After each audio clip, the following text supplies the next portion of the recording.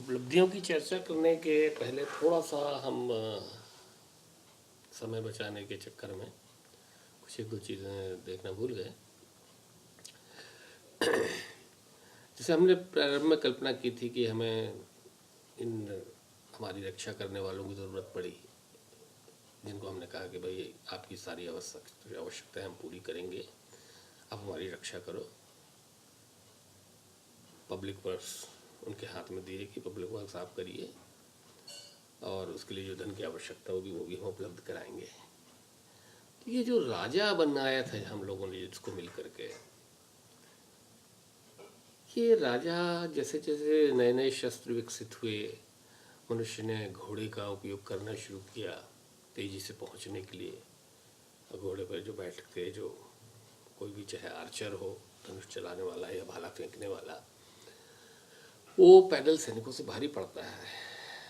और इस प्रकार क्या हुआ कि जो ये वर्ग था, योद्धा वर्ग जो था, ये काफ़ी ताकतवर हो गया था। और विस्तारवाद के कारण जब ये किसी जाति को पराजित करते थे, किसी राज्य को पराजित करते थे, तो निश्चित रूप से जहाँ जाते थे ये, तो उनकी ज़मीनें ये अपने आदमियों को दे देते थे। तो ये योद्धा वर्ग वहाँ का नया अभिजात वर्ग बन जाता था। तो ये एक परिकल्पना कि यदि ये ज़मीन हम लोगों ने मिल करके तैयार की थी, तो इस पर जो किसान है, इसका ज़मीन पर इसका अधिकार है। कई दफ़े अपने स्वयं के प्रयासों से आदमी जंगल काट के नई ज़मीनें बना लेता था, ये उसका अपना अधिकार कहलाता था, ये भूमि उसकी है। युद्धों के कारण जो विजेता ने अपने ही सामंतों को ज़मीनें देना शुरू किया, तो जो किसान था वो एक बड़ी दयनीय स्थिति में आ गया था।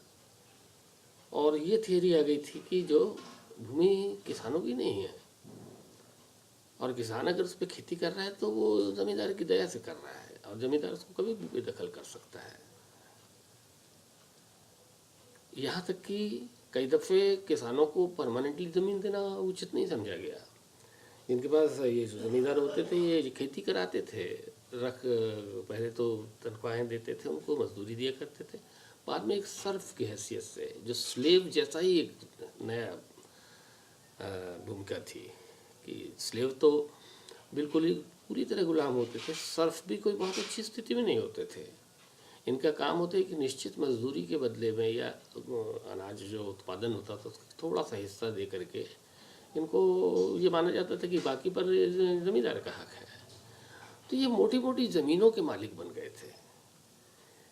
ऐसा माना जाता है कि ये जो फ्रांस में क्रांति के समय पे ये वर्ग जो खेती करवाता था दूसरों से, ज़मींदार वर्ग, ये सिर्फ 2% था जनसंख्या का, लेकिन इसके पास में लगभग 30-35% ज़मीन थी। 30-35% कृषि भूमि इनके हाथ में थी। कुछ गणनाओं के हिसाब से शायद 20 से 25% थी, लेकिन फिर भी ये बहुत ज़्यादा ज़मीन हुआ करती थी। तो क्रांति के एक मुख्य उद्देश्य में और अमेरिकन रेवोल्यूशन में भी ये विशेष चीज़ ध्यान दिया गया कि जिस व्यक्ति की जो संपत्ति है उसको कोई छुड़ा नहीं सकता, क्योंकि युद्धों का अनुभव था। युद्ध के बाद में जो विजेता राजा है वो आकर के हमारी ज़मीनें छुड़ा लेगा और फिर वो हम उसकी दया से रहेंगे। तो ये प्रॉपर्टी राइट्स, लैंड के राइट्स या जो भी प्रॉपर्टी किसी के पास है, वो राजा यूं ही नहीं छुड़ा सकता उससे। उसके ऊपर कोई टैक्स लगा सकता है, उसका नया संगत जो भी बनता है वो ले, लेकिन किसी को भी संपत्ति से हटा नहीं सकता था। इसलिए आज भी अमेरिकन कॉन्स्टिट्यूशन में प्रॉपर्टी राइट एक बहुत ही सेक्रेट फंडामेंटल राइट है, उसको नहीं छुड़ा सकते हैं। हमारे देश के संविधान में भी इसको लिया गया था, लेकिन कुछ कारणों से हमारे देश की जो आवश्यकताएं थीं या जो उनकी उस समय के जो हमारे शासक में सत्ता में जो लोग थे उनकी फिलॉसफी थी, इस कारण से ये प्रॉपर्टी राइट अब फंडामेंटल राइट नहीं है, एक लीगल राइट रह गया। लेकिन ये अमेरिकन कॉन्स्टिट्यूशन में इस चीज़ को विशेष ध्यान दिया गया था। फ्रांस में भी ये कहा गया कि प्रॉपर्टी जो है उससे किसी को हटा नहीं सकते हैं सिवाय जनहित में।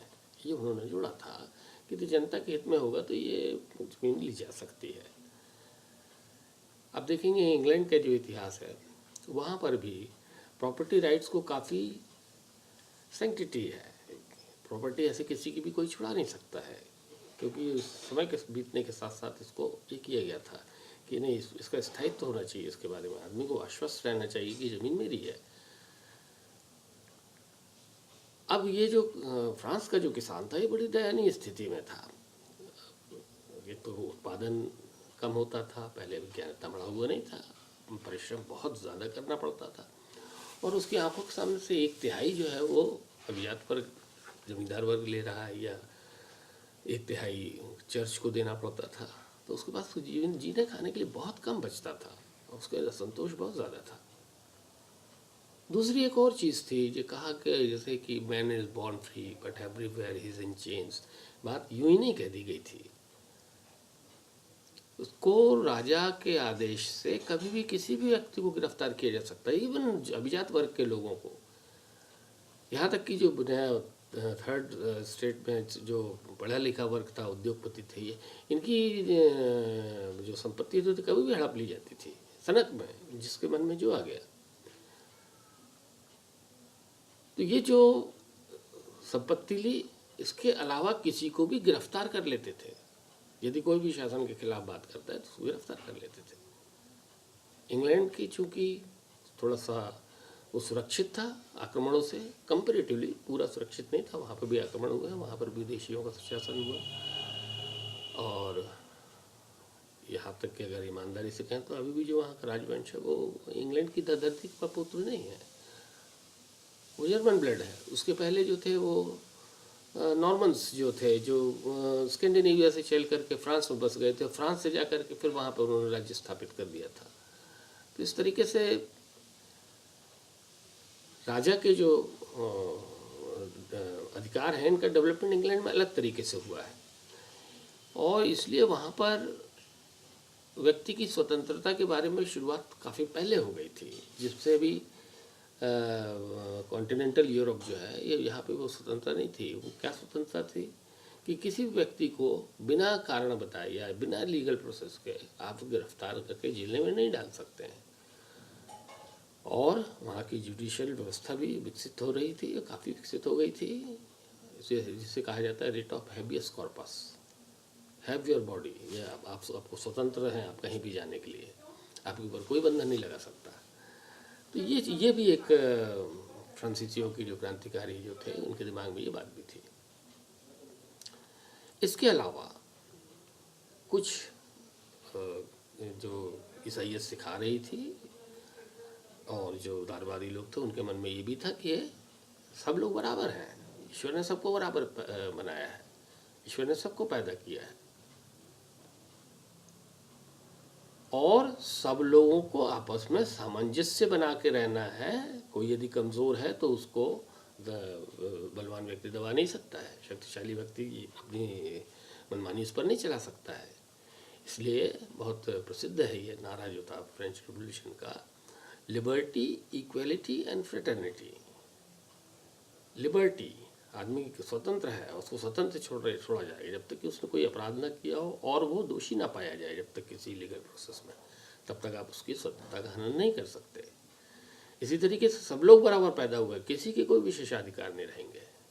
हालांकि उसको उन्होंने क्वालिफाई किया, American constitution, Indian constitution, French constitution में भी क्वालिफाई किया गया है कि कुछ विशेषाधिकार दिए जाएंगे, लेकिन वो विशेषाधिकार जनता के हित में रहेंगे। कि कोई यदि शासकीय अधिकारी है तो उसको कुछ विशेषाधिकार देना पड़ेगा, नहीं तो शासन नहीं चल सकता है, ये जनता के हित में है। अन्यथा सब लोग बराबर हैं। और फ्रेटर्निटी, सब लोग मिलजुल करके रहो। निरंतर संघर्ष में लगे रहना ये समाज के लिए घातक है। बाद में भी कई विचारधाराएं आई, उसमें भी ये कहा गया कि जिस समाज में स्वतंत्रता और समानता रहती है वो समाज ज़्यादा स्वस्थ होता है, और वो किसी बाहरी संकट का या अंदर के संकट का या प्राकृतिक प्रकोप का सामना ज़्यादा सरलता से कर पाएगा, बनिस्बत उसके जब समाज बटा हुआ है, असमान समाज है, जिसको समाज के कंटिन्यूटी में, निरंतरता में ज़्यादा कोई उसका स्टेक पे नहीं है। दोस्तों, मेगास्थनीत ने लिखा है मौर्य काल में युद्ध होते रहते थे और किसान देखता रहता था इन side wars used to take place, और वो अपना खेत जोतता रहता था। यूरोप में भी यही हालत थी, क्योंकि जो वहाँ की जो पीजेंट्री थी उसको धीरे धीरे ये समझ में आ गया था कि इस लड़ाई से हमें क्या लेना देना है। अब जो भी राजा जीतेगा हमें तो उसको अपने लगान देना है, अपने उपज का कुछ हिस्सा देना है। व्यापारी सोचता था जो नया आएगा उसको हम टैक्स देंगे, हमको उससे ज़्यादा क्या फ़र्क पड़ रहा है। हालांकि थोड़ा शर्म से सिर झुक जाता है, लेकिन हमें अपनी सच्चाइयों को हम नकार नहीं सकते। जब कुछ गुजरात के व्यापारी वहाँ उस समय पर जहाँ सूरत में पोर्चुगीज़ लोगों का राज्य था और पोर्चुगीज़ लोगों की जो नौसेना थी वो काफ़ी मजबूत थी, और उनके जो व्यापारियों के जो जहाज़ होते थे उनकी रक्षा करती थी। तो पुर्तगाल के राजा के सूरत के राजा से झगड़ा चल रहा था।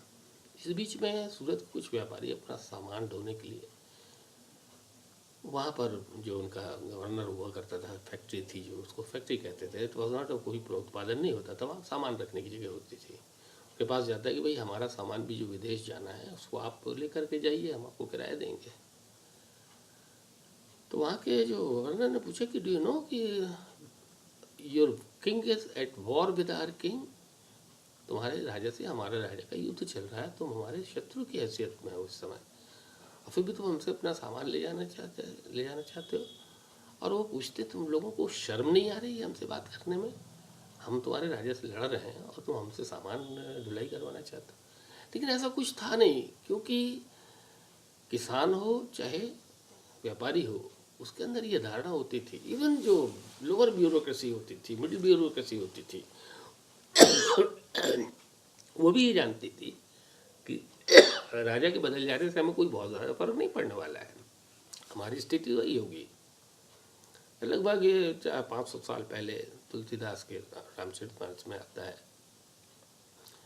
एक, कोई हो नृप हमें का हानि, चेरी छाड़ भोग की रानी। राजा कोई भी बने, हमें उससे क्या फर्क पड़ने वाला है, हम तो नौकरानी हैं, नौकरानी रहेंगी। ये जो उदासीनता राजा के प्रति है, ये सिर्फ भारत नहीं, हमें ज़्यादा शर्मिंदा नहीं होना चाहिए इसके लिए। बाद में 20वीं शताब्दी की शुरुआत में कुछ बड़े दम्भी अंग्रेज़ों ने लिखा है कि भारतीय लोगों के लिए कोई स्वाभिमान नहीं है, या वो राजा को अपना नहीं समझते, या देशभक्ति की कोई भावना नहीं है।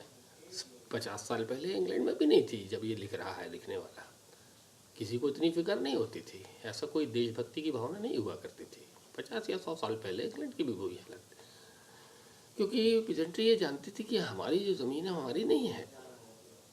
पूरे कॉन्टिनेंट में भी यही स्थिति थी कि सब जानते थे कि हमारा कोई अस्तित्व नहीं है, और हमारा जो जीवन यापन है ये इसके ऊपर आधारित है, जो राजा बनेगा देखा जाएगा, हम उसको टैक्स देंगे। तो ये जो ज़मीन का लगान ले रहा है, एक दे रहा है, बेगारी कर रहा है, ये स्थिति नहीं होना चाहिए। सब लोग भाईचारे से रहो, सहयोग से रहो, आप हमारा नेतृत्व करिए, हमारे बीच में झगड़े होते हैं उनको सुलझाइए, हमारी रक्षा करिए, यदि कभी संकट पड़ता है तो आप हमको मदद करिए, आपके ऊपर संकट पड़ेगा तो हम आपको मदद करेंगे, सब लोग मिलजुल करके रहें। तो फ्रेंच जो क्रांति हुई उसमें ये चीज़ें निकल के आई कि लिबर्टी, इक्वलिटी एंड फ्रेटर्निटी। अब आगे चल के जो शासन तंत्र जो बनेगा उसमें इन बातों का ध्यान रखा जाएगा, और जितनी भी घोषणाएं हुई जिन्हें हम उपलब्धि मान सकते हैं, एक तो लिबर्टी, इक्वलिटी, फ्रेटर्निटी, और इसमें ये उन्होंने घोषणा की rights of man and citizens, कि मनुष्यों के और नागरिकों के क्या क्या अधिकार है और इनसे उन्हें वंचित नहीं किया जा सकता। और उसमें ये ध्यान रखना, जैसे मैंने कहा था, ये सारे संसार की उपलब्धि है। एक घोषणा में, एक बाद में उन्होंने ये भी किया, and as an example to the whole world, एक संसार के लिए, एक उदाहरण के लिए रहे कि ये जो है ये इनअलाइनेबल राइट्स हैं मनुष्य के, ये कोई देता नहीं है, किसी की दया या किसी शासन या किसी सत्ता पर आधारित नहीं होते हैं, ये मनुष्य के प्राकृतिक अधिकार हैं। स्वतंत्रता, और सब जो जितने हैं सब बराबर ईश्वर ने पैदा किया है, और इसलिए इनके बीच में विषमता बिल्कुल वांछनीय नहीं है, और अगर है तो ऐसी व्यवस्था को अब खत्म होना चाहिए। न्याय की व्यवस्था के बारे में निर्णय लिए गए। मेरा विचार है कि बहुत ज़्यादा इसमें हमको ध्यान लेना नहीं है। फ्रेंच रेवोल्यूशन का जिक्र सिर्फ इसीलिए होना चाहिए कि एक माइलस्टोन था जब फिर से जो प्रारंभिक समाज हुआ करता था, जिसकी ये मान्यता थी कि जो लोग हम पर शासन करते हैं वो हमारी इच्छा और हमारी सहमति से करते हैं, और हमने समाज को चलाने के लिए अपने बहुत सारे अधिकारों का परित्याग किया है राजा के हित में। आप देखेंगे जो अमेरिकन कॉन्स्टिट्यूशन है उसमें ये शब्द है, वो भी एक रिटन कॉन्स्टिट्यूशन है भारत जैसा, हालांकि वो छोटा है, उसमें भी we the people of United States, यानी हम यूनाइटेड स्टेट्स के लोग अपने आप को ये कॉन्स्टिट्यूशन दे रहे हैं। भारत के संविधान का भी ओपनिंग सेंटेंस यही है, पहला वाक्य, we the people of India, यानी ये जो संविधान है ये हम लोग अपने आप को दे रहे हैं, प्रशासन को, सरकार को या देश की व्यवस्था को चलाने के लिए ये हम संविधान की रचना कर रहे हैं। फिर बाद में उसमें सारी बातें कही गई हैं। तो हम देखेंगे कि जैसे फ्रेंच रिवॉल्यूशन, हालांकि अमेरिकन रिवॉल्यूशन उससे पहले हो गई थी, और वो थोड़ा सा आपको जान के आश्चर्य होगा कि वी द पीपल वर्ड भी बाद में जुड़ा है अमेरिकन कॉन्स्टिट्यूशन में। पहले कॉन्स्टिट्यूशन बड़े जो आपसी क्या कहना है उसको, ईगो, अहंकार के टकराव में बड़े अजीब परिस्थितियों में अमेरिका का कॉन्स्टिट्यूशन लिखा गया था। ऐसा कुछ नहीं था कि बड़ी कोई औपचारिक बैठकें हुई हों और बड़ा सहमति से, और जैसे भारत का संविधान लिखते समय कॉन्स्टिट्यूएंट असेंबली की डिबेट्स चली हैं, एक एक चीज़ उसमें प्रस्तावित होती थी, चर्चा होती थी, फिर वो पास होता था। लेकिन अमेरिकन कॉन्स्टिट्यूशन में थोड़े विपरीत परिस्थितियों में लिखा गया है, और उस समय तक समाज जितना विकसित था और जितना उदारता की उसकी परिभाषाएं थी, उदारता के विषय में जितनी उसकी समझ थी, मानवता के विषय में जितनी उसकी समझ थी, उस आधार पर वो बनाया गया था। कुछ जो मेरे दोस्त आप लोग, जैसे जॉर्ज वॉशिंगटन, ये कुछ व्यक्ति हैं अमेरिकन कॉन्स्टिट्यूशन, अमेरिकन रेवोल्यूशन में जिनको पैदा किया था, Benjamin Franklin, Thomas Jefferson, Hamilton, Adams, ये ऐसे व्यक्तित्व हैं कि इनमें से एक एक व्यक्ति, अगर आप इनका जीवन परिचय पढ़ेंगे तो आपको रोमांच हो जाएगा कि इतने अच्छे लोग, इतने महान लोग। जॉर्ज वॉशिंगटन के प्रति हमारे मन में बिल्कुल ऐसी ही भावना हो गई जैसे हम अपने एपिक्स में अपने देवताओं की जैसे प्रति आस्था रखते हैं। इतना अच्छा उनकी जीवन शैली थी और सब कुछ। लेकिन क्या आपको आश्चर्य नहीं हो गई सुन करके कि जिस समय सब संविधान लिखा गया, जिस समय अमेरिका को स्वतंत्रता मिली, उस समय जॉर्ज वॉशिंगटन के पास 500 स्लेव्स थे, 500 गुलामों के मालिक थे वो। तो उस समय मानवता के जो मापदंड थे उसके हिसाब से उन्होंने जो उचित समझा वो किया। अब हम अगली और फिर से चर्चा करेंगे, नेक्स्ट सेशन अगला आने वाला है। इस समय थोड़ा सा मैं इसका एक उपसंहार के रूप में इस सेशन के ये मैं कहना चाहता हूँ कि क्या उचित और क्या अनुचित है।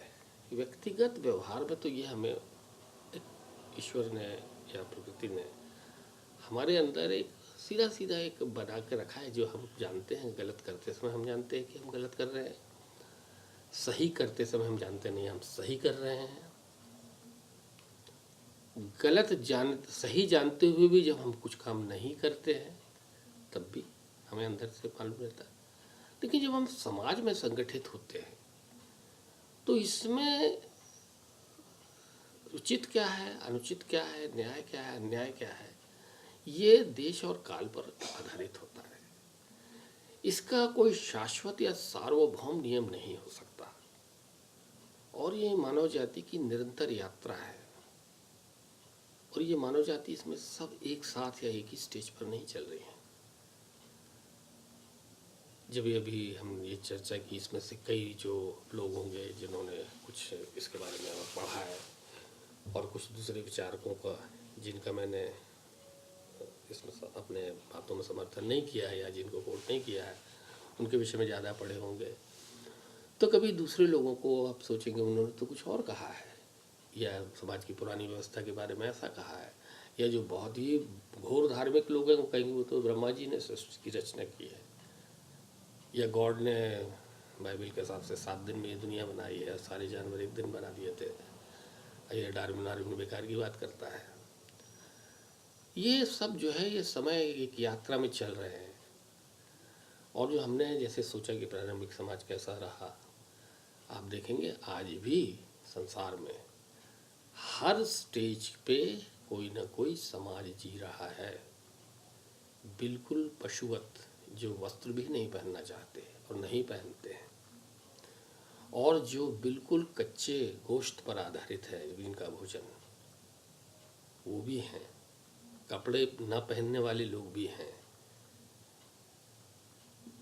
पका करके केवल मांस पर जीवन काटना ऐसे लोग भी, ऐसा समाज भी अभी है, कबीले भी अभी हैं, और छोटे से स्टेट के जैसे एक काल्पनिक रूप का स्टेट है जिसको, मगर स्टेट की सारे एट्रीब्यूट्स उसमें दिखेंगे आपको। कबीलों के मुखिया होते हैं, कई एबोरिजिन्स अभी हैं संसार में, और कई दफ़े ये कुछ कबीले तो बहुत विकसित या विकासशील देशों के टुकड़े हैं, लेकिन उनको इंटरफियर करना उचित नहीं समझा गया क्योंकि उससे बात बिगड़ सकती है। कुछ पिछड़े देश हैं जो पिछले 100-150 वर्ष में, जिन्हें हम कहते हैं थर्ड वर्ल्ड कंट्रीज़, यहाँ पर अभी कई पॉपुलेशन का एक बड़ा हिस्सा अभी भी वो कबीलों के जैसे रह रहा है या झुंड में ही रह रहा है, अभी वो बिल्कुल अछूता है सभ्य समाज से। तो ये कहना है कि सारा संसार एक साथ एक सी यात्रा पर चल रहा है और एक ही स्टेज में है, ये थोड़ा सा गलत होगा। हमारे देश का ये सौभाग्य है कि जो फ्रांस की राज्य क्रांति हुई थी उसकी जो अच्छी बातें थी वो हमारे यहाँ पर ली गई, क्योंकि हमारे यहाँ पे जब स्वतंत्रता के बारे में आंदोलन, पहला तो स्वतंत्रता संग्राम हुआ था, वो उसी प्रकार का युद्ध था जैसे पहले हुआ करते थे कि जो योद्धा वर्ग जो होता था वो राजा के खिलाफ बगावत कर देता था और वो राजा बदल देता था। पहला प्रयास हमारा 1857 का वही था। कई लोगों को शायद इस बार की जानकारी नहीं है कि 1857 के जो क्रांतिकारी थे वो मुगल राजा को बैठाना चाहते थे, पूरे देश का फिर से राजा बनाना चाहते थे।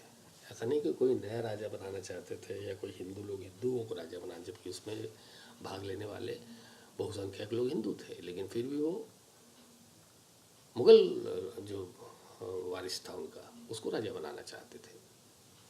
जबकि उस मुगल अंतिम जो बादशाह, उसके सगे बेटों ने उसके साथ गद्दारी की थी और अंग्रेज़ों के साथ थे, लेकिन जो संग्राम सेनानी थे उन्होंने कहा था कि हम बहादुर शाह जफर को राजा बनने रहने देंगे और वो हमारा राजा है। तो ये जो है हर समय अलग अलग स्टेज पे आ जाते हैं।